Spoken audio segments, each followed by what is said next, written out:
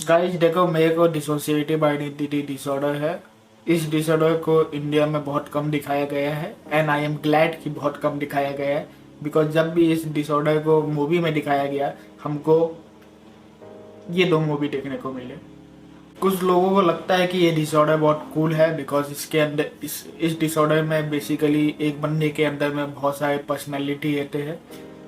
मतलब अब परिचित हूँ मैं, मून नाइट भी देखा होगा तो मैं मार्क स्पेक्टर हूँ, but reality is far different than what people think. मैं कुछ प्रॉब्लम्स बताना चाहता हूँ कि इस डिसऑर्डर में होते हैं। सबसे पहला प्रॉब्लम तो बहुत कॉमन है और बहुत ज़्यादा है, हेडेक। अब देखो, हेडेक ना बहुत भयंकर किस्म के आते हैं। कभी कभी माइग्रेन टाइप का हेडेक होता है, कभी टेंशन टाइप का हेडेक होता है, कभी एंजाइटी टाइप का हेडेक होता है, और कभी कभी जब आपके पर्सनैलिटी ट्रिगर हो जाती है तब आपको हेडेक होता है। जब पर्सनैलिटी स्विच होती है तब आपको हेडेक होता है। मतलब बहुत ज़्यादा हेडेक होता है। और इस हेडेक से बचने के लिए हमको एंटी डिप्रेसेंट लेना पड़ता है। क्या बोलते हैं, एंजाइटी डिसऑर्डर का मेडिकेशंस लेना पड़ता है, और एंटी साइकोटिक मेडिकेशंस लेना पड़ता है, बिकॉज ये साइकोसिस भी हो सकता है। देखो, डिसोसिएटिव आइडेंटिटी डिसऑर्डर में साइकोसिस भी होता है कुछ हद तक।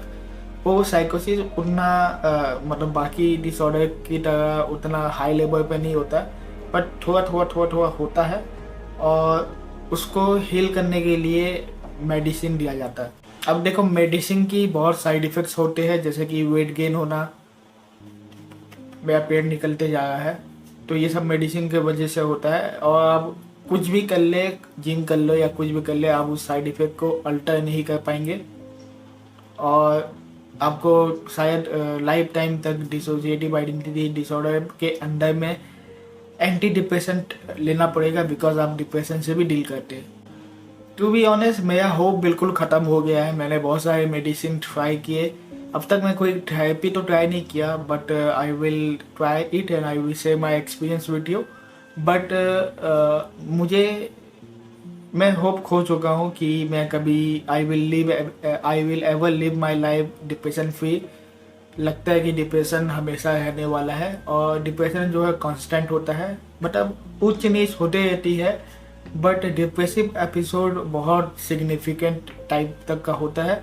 और मैंने डिप्रेसिव एपिसोड के बारे में बात कर दिया, तो एक और चीज़ बात कर लेते हैं, मूड स्विंग्स भी बहुत ज़्यादा होता है। कभी कभी आप बहुत खुश होते हो, नहीं खुश नहीं होते हो बेसिकली।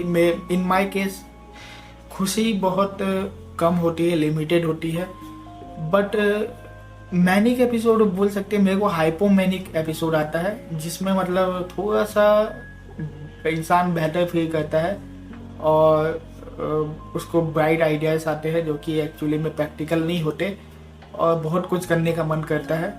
बट फिर आता है डिप्रेसिव एपिसोड, जिसमें आप बहुत ज़्यादा लो फील करते हैं। कभी कभी आपको मन करता है कि मैं सुसाइड कर लूँ, life is not worth living.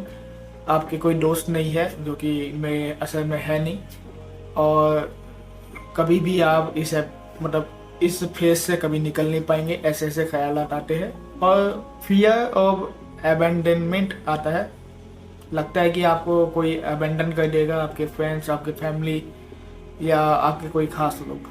तो सीरीज के बाद बोलूँ तो डिप्रेसिव एपिसोड बहुत ज़्यादा आते हैं। बहुत सारे मेंटल हेल्थ प्रॉब्लम होते हैं, जैसे कि ओसीडी के सिम्टम्स आपको देखने को मिलते हैं, और भी बाइपोलर के सिम्टम देखने को मिलते हैं। यहाँ तक कि आपको स्किज़ोफ्रेनिया का भी सिम्टम देखने को मिलता है। मतलब ऑडिटरी हेलुसिनेशन होता है, विजुअल हेलुसिनेशन होता है, स्लिप प्रॉब्लम होते हैं। रात के टाइम में आपको अचानक से नींद टूट जाता है, और आपका स्लिप जो है बहुत डिस्टर्ब होता है, तो आपको अगले दिन जब आप सुबह को उठते हो तो आप एक्टिव फील नहीं करते।